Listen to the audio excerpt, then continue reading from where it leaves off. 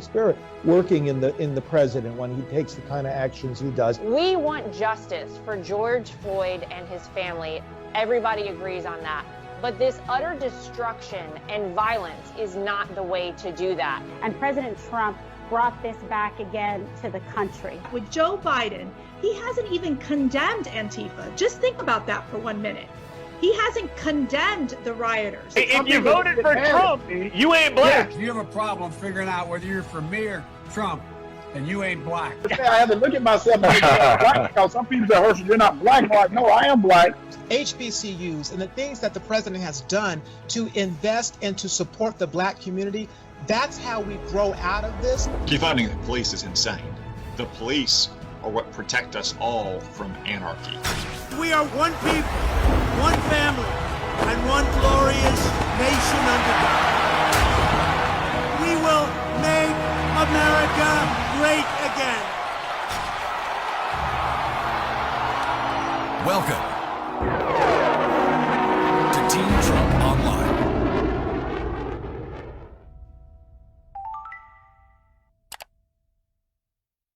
Hello and welcome to another edition of Team Trump Online's War Room Weekly, where we take a closer look at President Trump's excellent record of accomplishment on behalf of the American people and contrast that with Joe Biden's dismal record of failure and his terrible ideas for the future. I'm Tim Murtaugh, the communications director for President Trump's re-election campaign, and we are joined today by two wonderful guests. And first, let me welcome Angela Underwood Jacobs is with us today, and you may have seen her testifying on Capitol Hill earlier this week. The sad tale of her brother Patrick, one of the law enforcement officers who was killed in the rioting of the last couple of weeks. Angela, thank you very much for being with us today. Thank you so very much. I greatly appreciate the opportunity, myself and my family. Thank you. Thank you. I know it's been a very difficult time for you all. And the Attorney General of the great state of Florida, Ashley Moody. General, thank you very much for being with us. Absolutely. Glad to be here. So the nation has been paying very close attention to this entire issue following the tragic and horrific death of George Floyd in Minneapolis and the peaceful protests that followed, which were quickly co-opted by outside agitators and people with more non-peaceful thoughts in their heads. And it turned into rioting and looting and all of that. And the reaction to the country and how it erupted into violence in dozens of cities across this country. And in particular, we're going to focus today on how that violence was very often, too often, turned against law enforcement officers. And Angela, very tragically and very sadly, your brother Patrick was one of those who was targeted by the rioters, and he sadly and tragically lost his life. Tell us a little bit about your brother Patrick. You know, Patrick was a really nice guy. He was the kind of person that would help anybody out in a pinch. If you needed him, he was very dependable. He was a funny guy. He had a great sense of humor, and he was also a very caring person, and at the same time, extremely humble person. And the world is a little bit sadder without him in it. And you know, he left for work that morning, thinking that he was going to come home and have a nice dinner with his fiancée. And he never got that opportunity. And myself and my family, we never got the opportunity to say goodbye. And at the same time, you know, how do you really say goodbye to somebody that you love?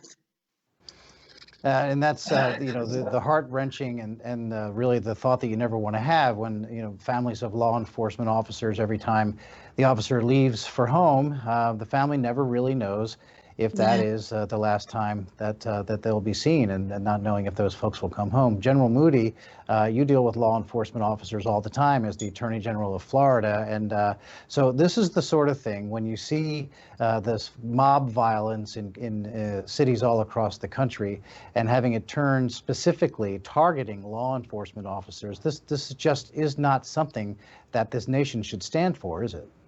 Absolutely not. And first, let me just say, Angela, the fact that you're willing to share about your brother's life and his personality and who he was as a person, it's so important, because in all of this nonsense of attacking police with rocks, bottles, glass, we forget that we're talking about human lives, people with personalities, families that signed up for a dangerous profession that many will not sign up for. You know, I was a judge for over a decade, a federal prosecutor. I am now in general, but I am not just connected to this professionally. I am also the wife of a career law enforcement officer. So personally, I watch what these men and women do on a daily basis for our communities, what they go into when they leave in the middle of the night. I've been on the other side of that, wanting to know what's going to happen.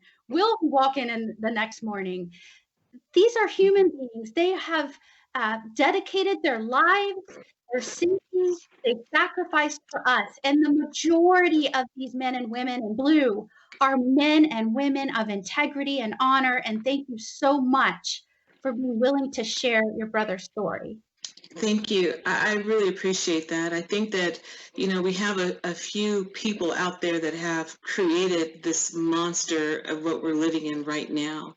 And it's an atrocity to the United States of America that we're in the state that we are because of some bad apples out there that are really just taking advantage of a situation.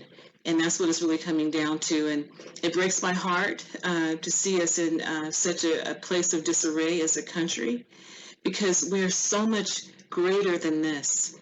And yet a few, and I want to say, make sure I'm clear with that, is that a few are taking advantage of what's going on right now, as opposed to coming together and protesting peacefully and learning from the past to make sure that the future is brighter. That's not necessarily where we're at right now, but I'm hopeful. I'm hopeful under the leadership of President Trump and his cabinet. Angela, I've heard it said over the course of the last couple of weeks that nobody hates a bad cop more than a good cop does. And I think hearing you and General Moody talk just there, I think that we are all in agreement that that is exactly a true statement. Can you tell us, why was your brother drawn to law enforcement? You know, it was innate. It was just a part of him. And I think the feeling of wanting to protect where you live, where you go to the grocery store, where, you know, he grew up in the Bay Area. He's been there his entire life. And that's where my family is from.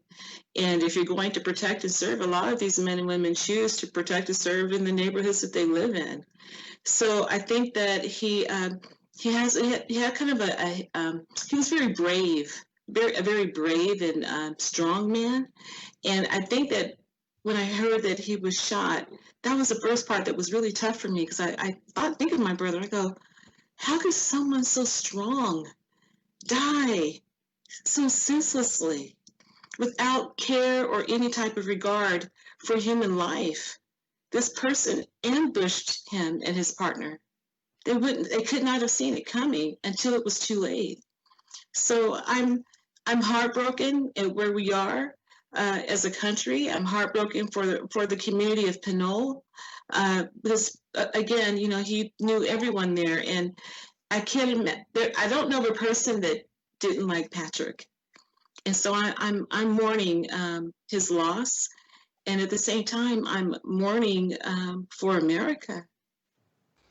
I think there's no question it was a targeting of the uniform, and your brother sadly was the one standing there wearing it that day, and I think we've seen instances of the violent mob reaching out and lashing out and targeting whoever happened to be standing there wearing the uniform of law enforcement, and their job, as your brother and you and your family sadly found out, they put their lives on the line every single day, and their mission is to protect their communities.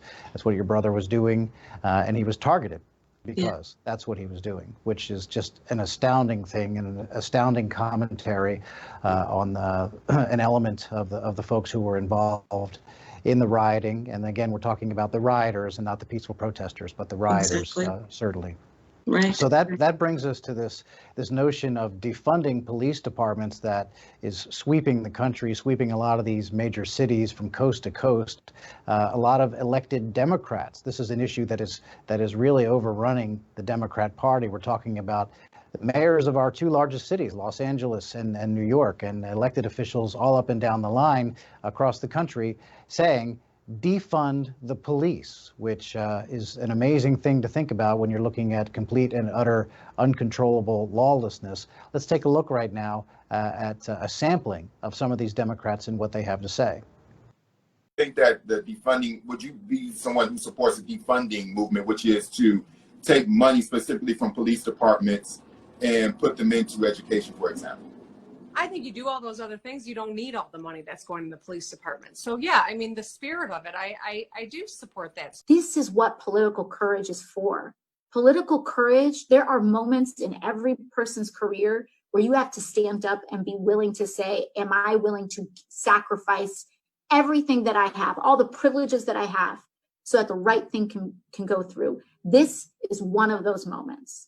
This right now is one of those moments. So if you're an elected official that for any reason is on this call, I'm asking you to ask yourself, what are you willing to sacrifice to make sure that overfunded police departments are defunded? Do you understand that the word dismantle or police free also makes some people nervous? For instance, what if in the middle of the night, my home is broken into? Who do I call? Yes, I mean, I hear that loud and clear from a lot of my neighbors. And I know, and myself too, and I know that that comes from a place of privilege, because for those of us for whom the system is working, I think we need to step back and imagine what it would feel like to already live in that reality, where calling the police may mean more harm is done. I will never co-sign on funding a police department that continues to brutalize us. And I will never stop saying, not only do we need to disinvest in police, but we need to completely dismantle the Minneapolis Police Department.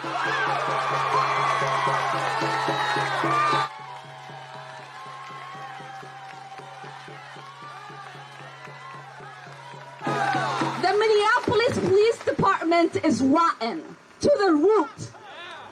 And so when we dismantle it, we get rid of that cancer and we allow for something beautiful to rise. And that reimagining allows us to figure out what public safety looks like for us.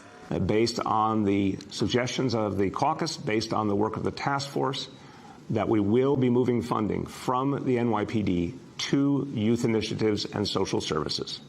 The details will be worked out in the budget process in the weeks ahead. So that is a sampling of Democrats from around the country talking about very clearly defunding the police. And I want to go back to a clip from the beginning part of that montage that we saw from Alexandria Ocasio-Cortez, where she was asking people in the context of defunding the police, what are you willing to sacrifice? Are you willing to sacrifice everything so that we can move money away from the police? And here we are, Angela, just having talked about your brother who sacrificed his life in the course of performing his duties in law enforcement. What passes through your mind when you see someone like AOC, who I point out is on Joe Biden's team and has strongly endorsed Joe Biden, when she says that people have to be willing to sacrifice everything? That's what she said. And what she means is moving money away from police into other government programs. When you and your family have experienced such a loss, what are your thoughts about that? You know, I think that it's a sad state when people put their own personal needs ahead of the communities that they're supposed to serve.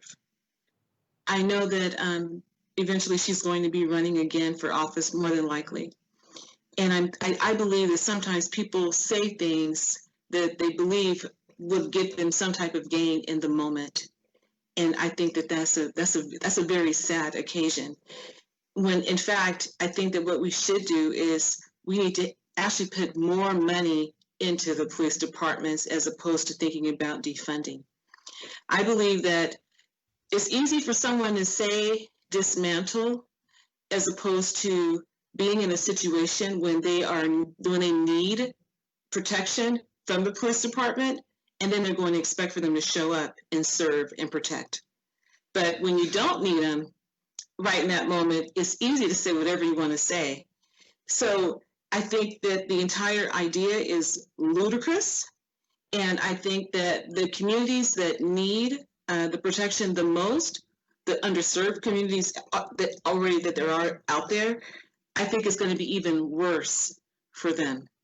So as opposed to being there in a political seat, holding a political seat and looking after your constituents, it actually will do the opposite.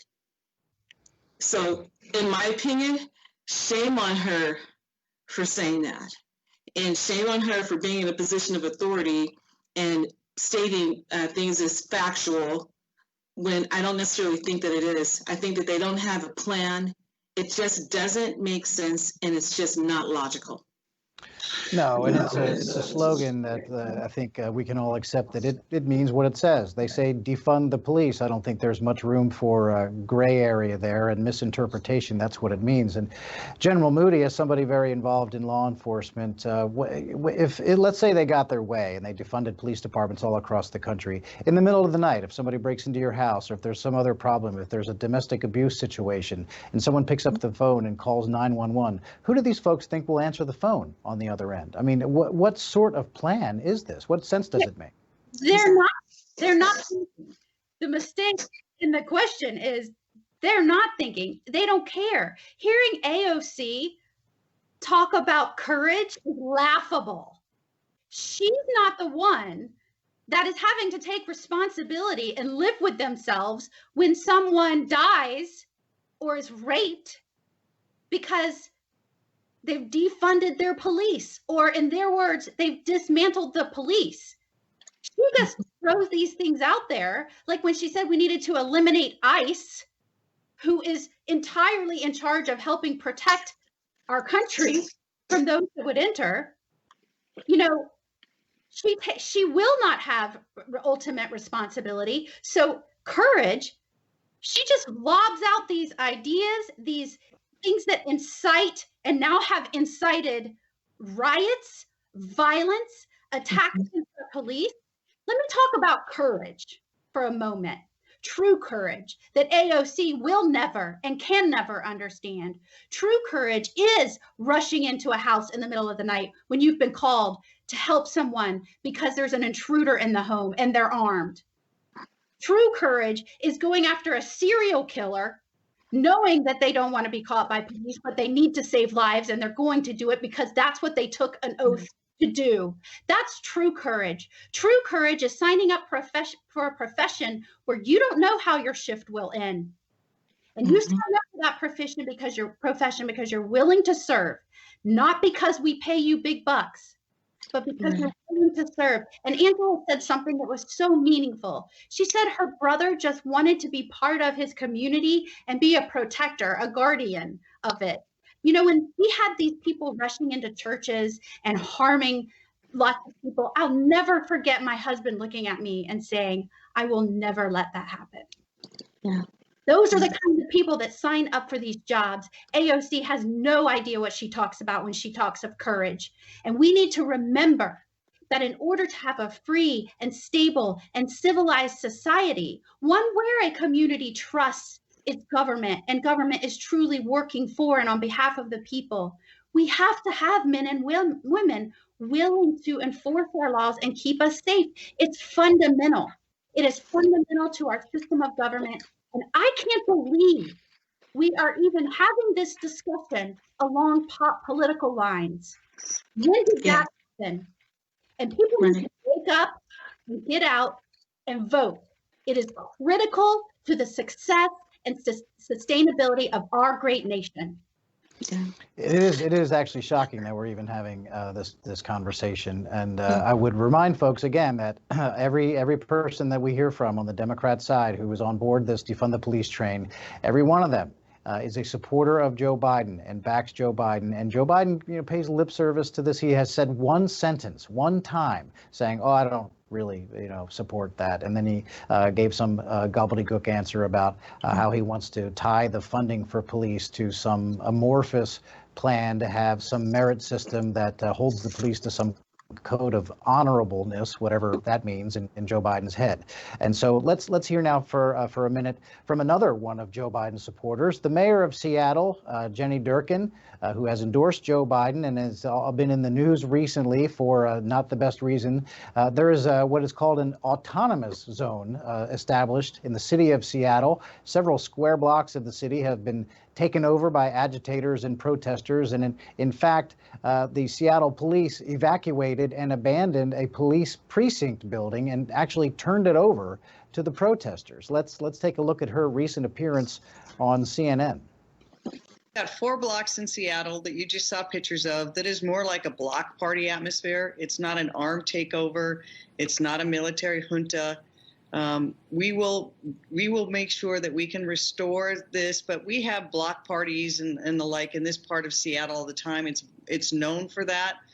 So I think the president, number one, there is no threat right now to the public, and we're taking that very seriously. We're meeting with businesses and residents, but what the president threatened is illegal and unconstitutional. And the fact that he can think he can just tweet that and not have ramifications is just wrong. The counter will be block parties don't take over a municipal building, let alone a police station, and destroy it, basically thumbing their nose at any sense of civic control. Do you believe that you have control of your city and that you would be able to clear those streets? Because you haven't. We do, and the chief of police was in that precinct today with her command staff looking and assessing on operational plans. But we saw that it was a point of conflict night after night between the police department and protesters. And we wanted to de-escalate that. And what we decided was the best way to do that was reopen the streets.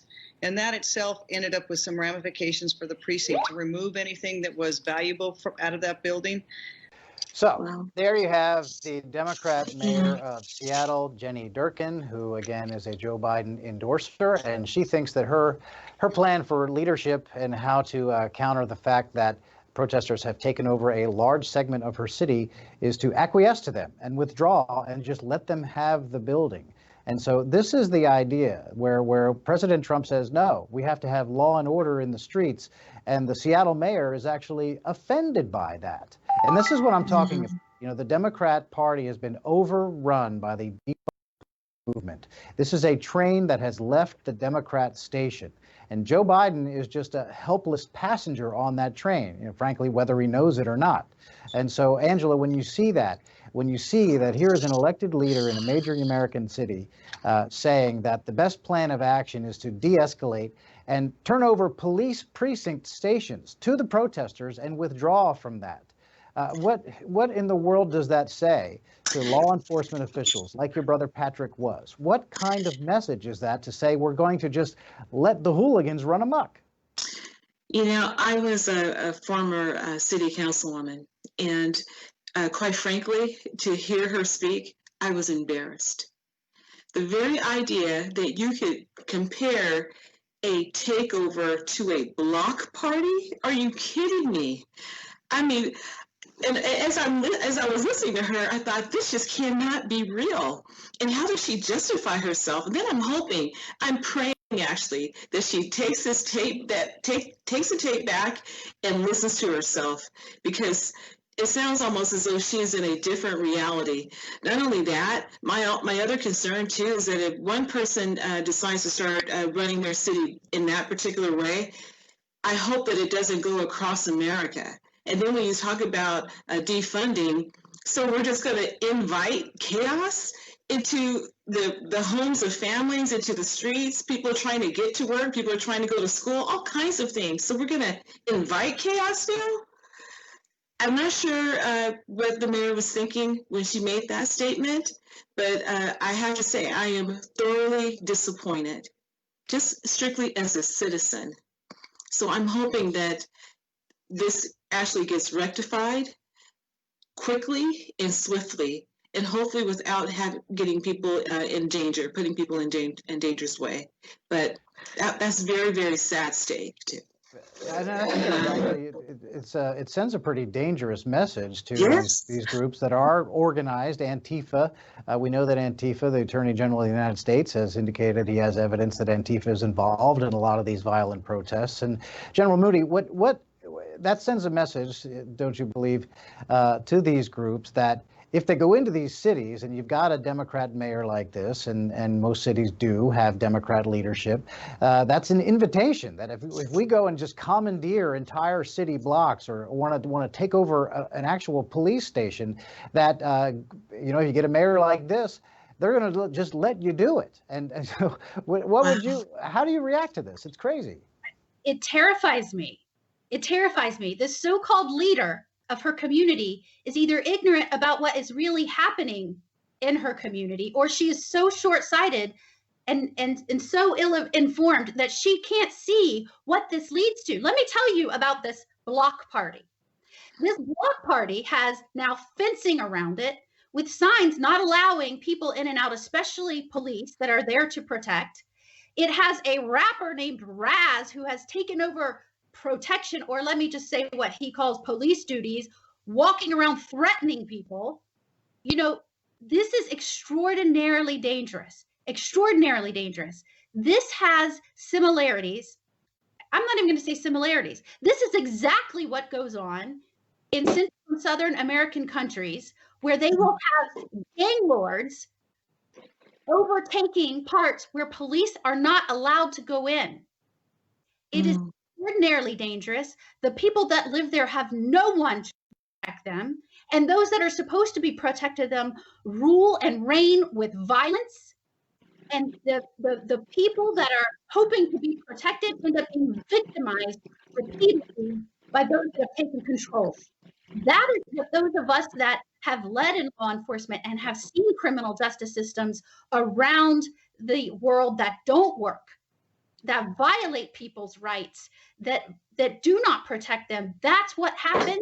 That's what's going on in those countries right now. The fact that that is taking place in this nation is terrifying. Again, we have to get this word out. Thank you for hosting this discussion, because people need to know this is not a simple choice of left or right.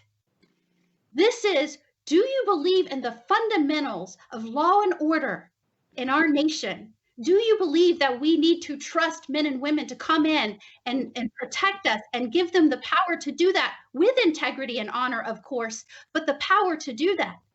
That is the United States of America. That is what we are voting for, and that is why we have to vote for president.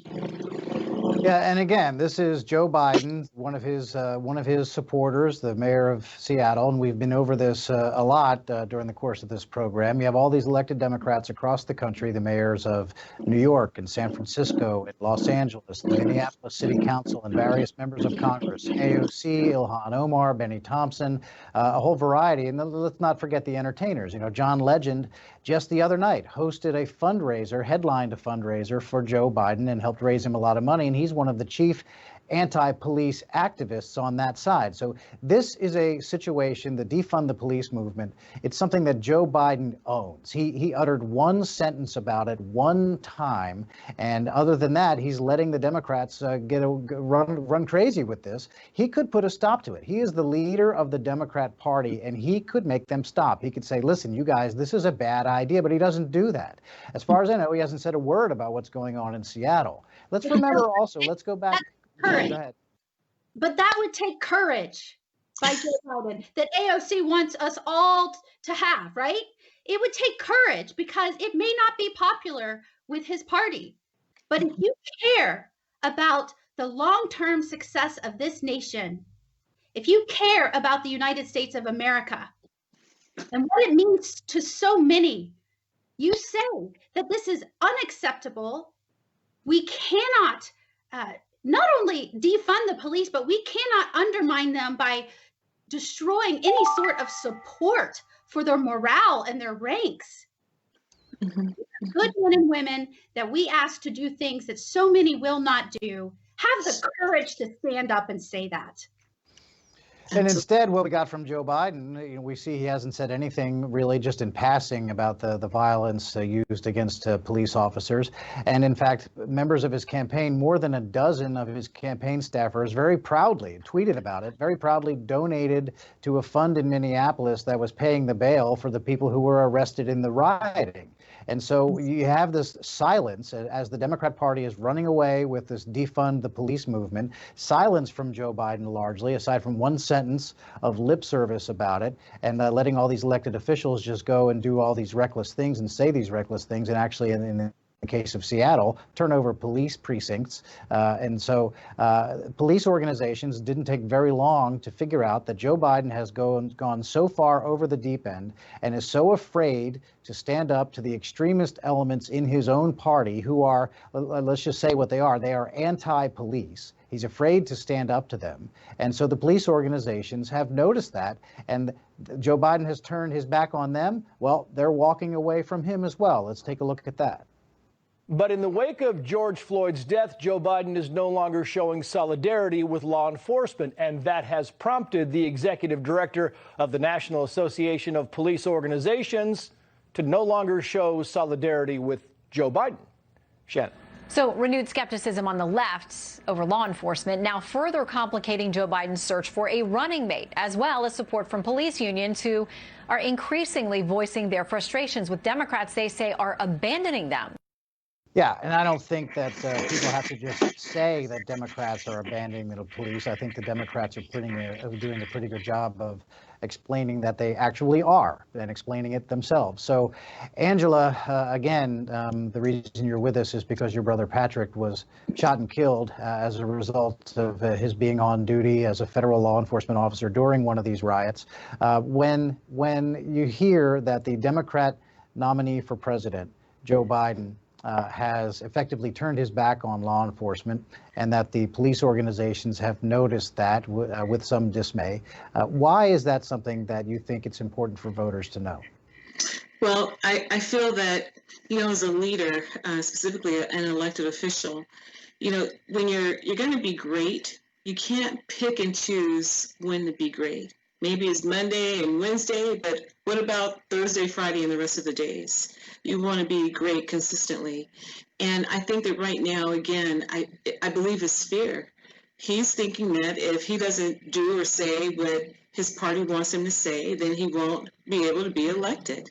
But when you have people that make decisions based on fear and based on, I call it greed, actually, then it's never good for the community, ever. We need people in office that lead with a heart that understands the communities that it serves. Also, I believe I heard Biden say that if you don't vote, you're not black if you don't vote for me. Wow, I couldn't believe it. And I thought, is that one of the most ignorant things I've just about ever heard in my life? And I thought, I think that said right there who he really is. So we need to get people that lead with integrity, that show character at all times, and not picking when and where to have character. It should be just who they are. And what we're seeing right now, it's not leadership coming from Joe Biden. This is just him wanting to bring more of the same that we've had in the past. We need someone that's innovative, creative, someone that is making decisions based on everyone, all Americans, not just a few, and not being divisive in the verbiage that they speak when they're speaking to the press or just speaking in general. So I have hope that Trump will be reelected, and that way we can continue the progress that we've already made. There's much more to come, and I think it's better than what we've even seen so far. But when we have leaders out there dividing us intentionally, that's a horrendous time for everybody. So, yeah. Yeah, it's what we have in the case of Joe Biden is somebody who just clearly doesn't have the strength to stand up to the extremists in this party. And what we're talking about there, the last clip we saw, General Moody, it's about the police organizations who have noticed that and are dismayed by Joe Biden's turning their backs on them.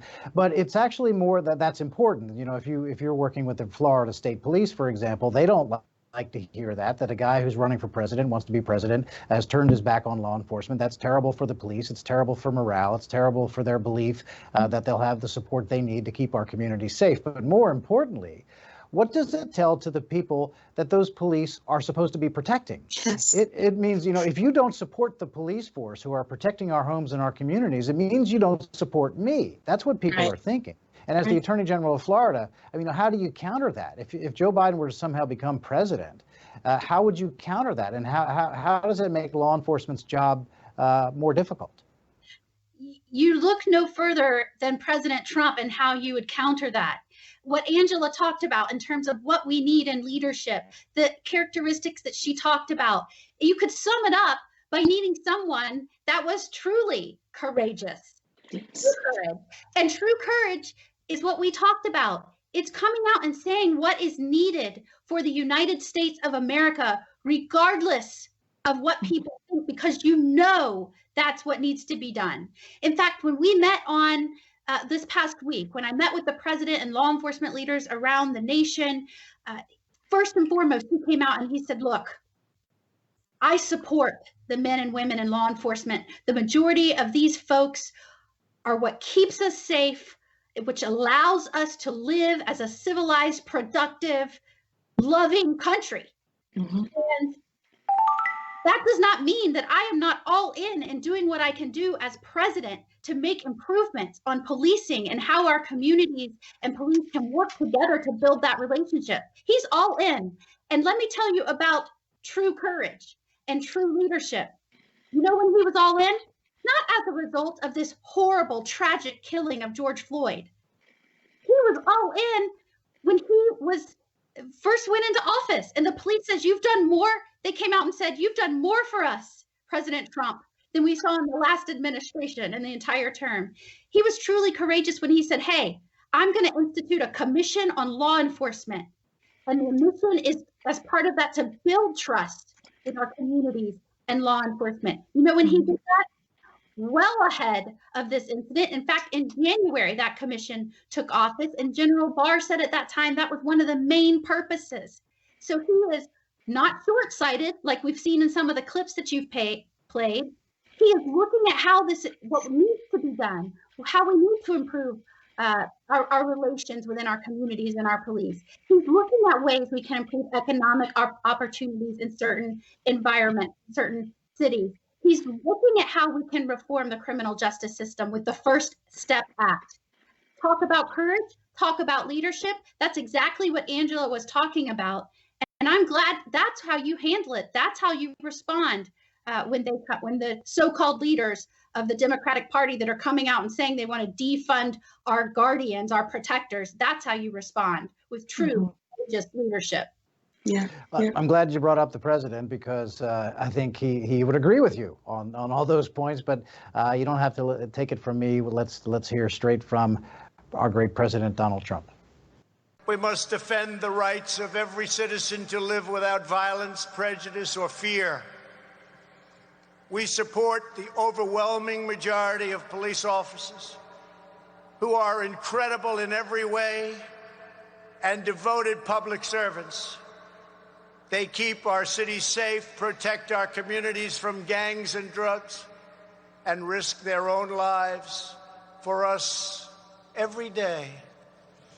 No one is more upset than fellow law enforcement officers by the small handful who fail to abide by their oath to serve and protect. My administration will stop mob violence, and we'll stop it cold. This has been a very strong year for less crime. Let's put it that way, less crime. And there's a reason for less crime. That's because we have great law enforcement. I'm very proud of them. There won't be defunding. There won't be dismantling of our police. And there's not going to be any disbanding of our police. Our police have been letting us live in peace, and we want to make sure we don't have any bad actors in there. And sometimes you'll see some horrible things like we witnessed recently, but 99, I say 99.9, but let's go with 99% of them are great, great people, and they've done jobs that are record-setting. And so, Angela, let's start with you again. That, in my mind, that is exactly the kind of talk that people want to see from their president. Mm-hmm. Well, I believe that President Trump, he tells it like it is, and I can appreciate that. And I think that people want to feel safe. They want to feel that they've been seen, and they want to feel that they've been heard. And as long as we can do that consistently, we'll be able to make progress.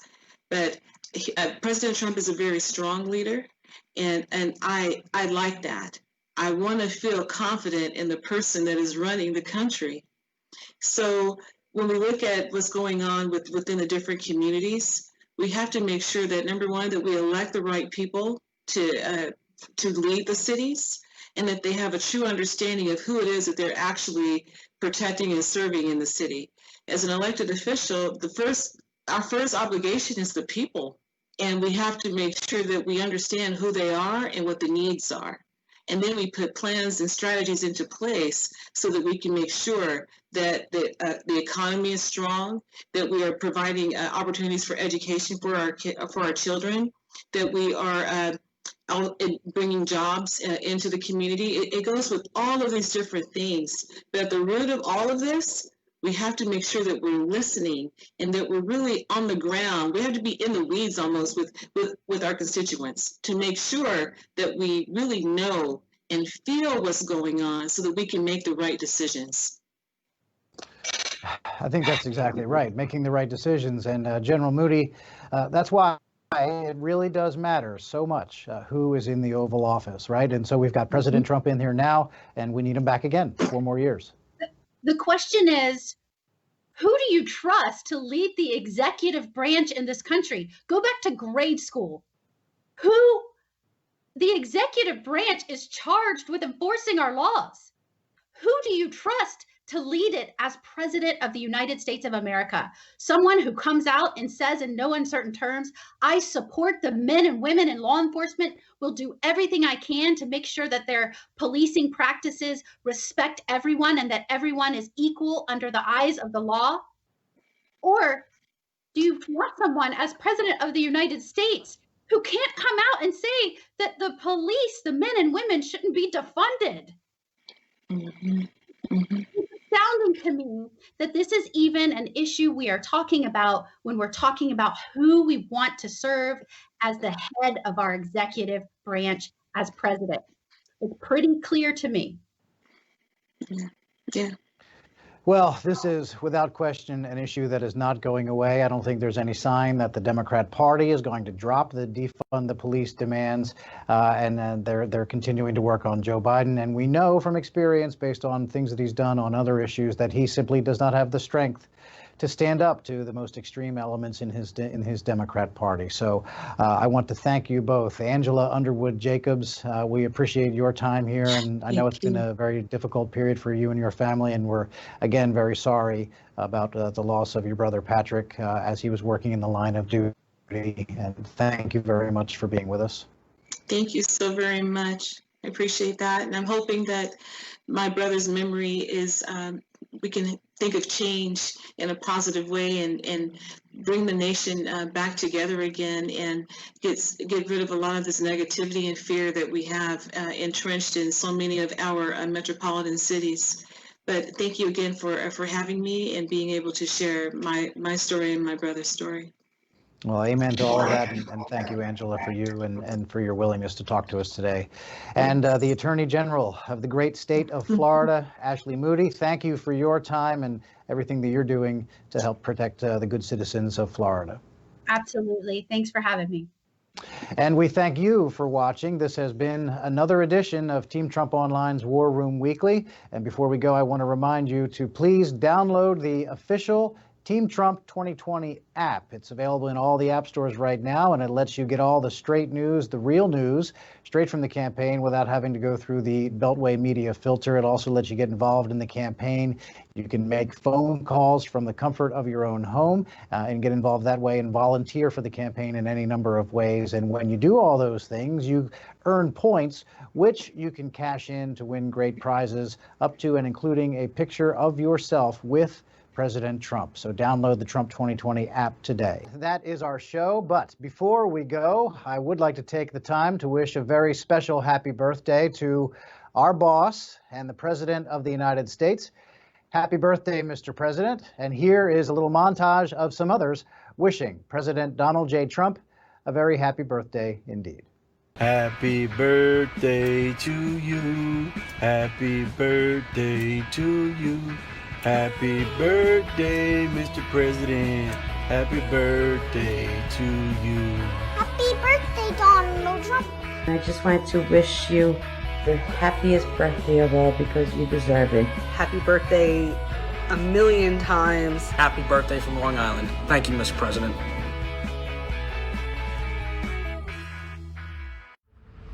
We choose truth over facts. A composite that our sketch artists put together after interviewing Biden event attendees is unveiled.